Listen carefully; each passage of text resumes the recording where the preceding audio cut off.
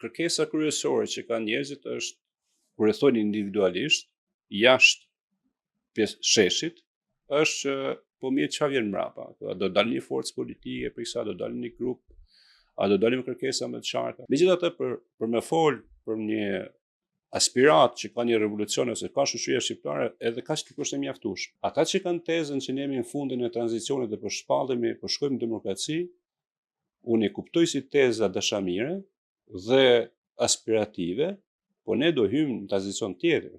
Për të kaluar në demokraci reale, demokratike, shtetës drejtës e tjerë, duhen energji konstante.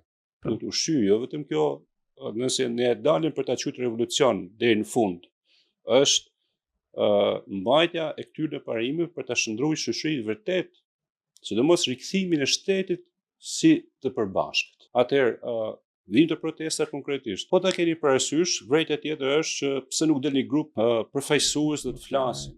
Puna është se Rama e ka bërë qartë, kush e ka ndjek fjalimet e para, kanë qenë fjalimet më domethënëse. Ndër tjera, Rama ka thënë para se me vazhdu këtë lojën që filloi me figura, duke bë gjeste, ofendime, bullizim, s'po hym kësaj. Ka thënë që unë këtë film e kam parë, dhe shqiptarët e kanë parë këtë film. Pra që do thush, protesta për të është një përsëritje protestave të zakonshme që do bëjnë të njëjtën cikël. Pra nëse filmi ka përfundim tragjik, tragjik do jetë. Nëse ka përfundim të lumtur do ketë. Pra nuk do ketë gjë të re, sepse ai nuk do ndryshojë mendim. Pra, ka thënë do vazhdojnë investimet, do vazhdojnë qeverisjen. Nëse do dilte një përfaqësi, nuk e di a do dalin apo jo, se këtë nuk e kam mundësinë ta interpretoj, as kam informacion, a do dalin deri në fund. Por unë po jap mendimin tim. Nëse do dilte një përfaqësi e mandatume, pyetja është si, prej kujt? Kush e jep këtë përfaqësi? Aty sheshi është jashtëzakonisht divers. Dhe çdo ditë mbushet dhe çdo ditë ndryshon kush e ndjek rrjedhën, njerëzit vinë e ikin. Tjerë janë në fillim, pastaj kalojnë vjen një grup tjetër, pastaj një grup tjetër rrin një pjesë, po ta përdorim si metaforë, është pak a shumë si ujit në lagun. Është metaforë që e kam hazu prej tjerëve faktikisht gjatë bisedave. Kush do të dalin, në emër të kujt dhe si do organizohet kjo? Do bëhet një asamble, do futen 100.000 njerëz, kjo është pyetja e parë teknike, procedurale.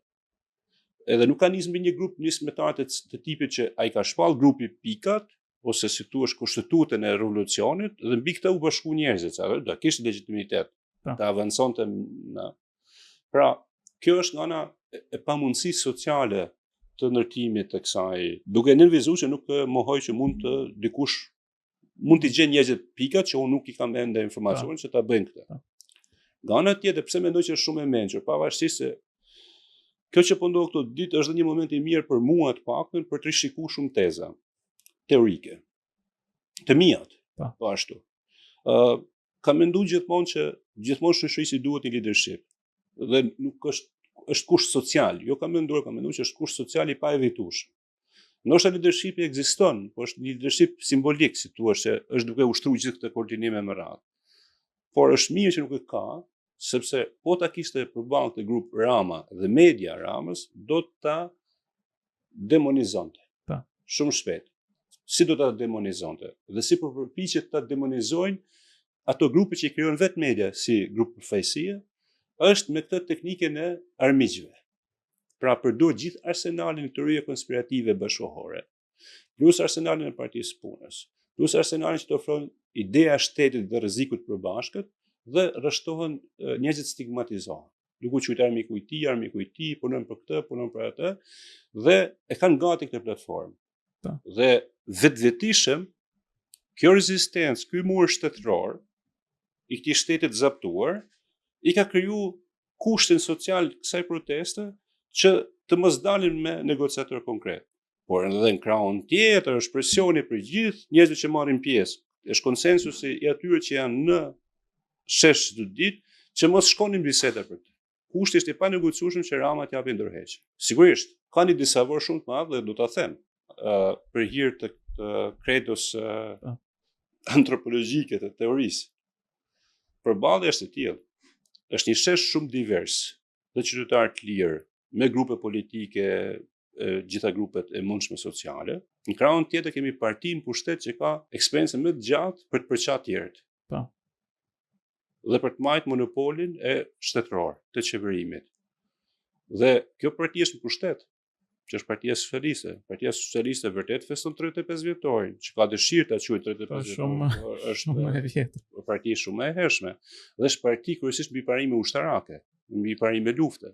Se ashtu është konceptu si parti staliniste që ka artin e luftës si kryesor. Edhe po ta shikojsh edhe se thush zhargonin e më pashëm është kuadri, ushtaraku, tjerë janë qendror lufta, armiku i bëndshëm jashtë, janë zhargon dhe parime të bëndshme.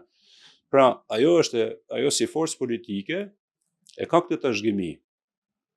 Dhe ky kryeminist po i lund gjitha kartët për këtë. Dhe kjo është përballje mes një strukture shumë monolite, e cila me sa shoh unë, dhe sa shoh sidomos të nervoziteti i kryeministrit, është shkriftuar goxha nga gjenerata e re, e cila ndoshta nis më parë, po si më thon, nuk është bindur këtij rrështimit. Sepse si mund të jetë një parti socialiste e cila nuk njeh asnjë princip të pasurisë publike. Është e vërtetë. Do të thënë është goditje drejtë në zemrën të parimeve socialiste. Jo se këtë Partia Socialiste nuk e kishte dëshmuar përpara, po tani si më thënë e bëri ashiqare rasti i fundit. Dhe do ta shohim si përballje, por shohim një përballje po ta kthejmë te fusha e ligjit, është shoqëria që i referohet të së drejtës dhe idesë së drejtës për të rikthyer demokracia dhe te ligji i drejtë dhe forcës dhe kontrollet në krahun tjetër dhe uzurbimit shtetit nga partia kryesore. Se si do shkojë kjo përplasje, kjo është çështje tjetër, por hë për mua taktikisht është më e mençur kjo përballje që po ndodh, sepse ka qartësu qëndrimet.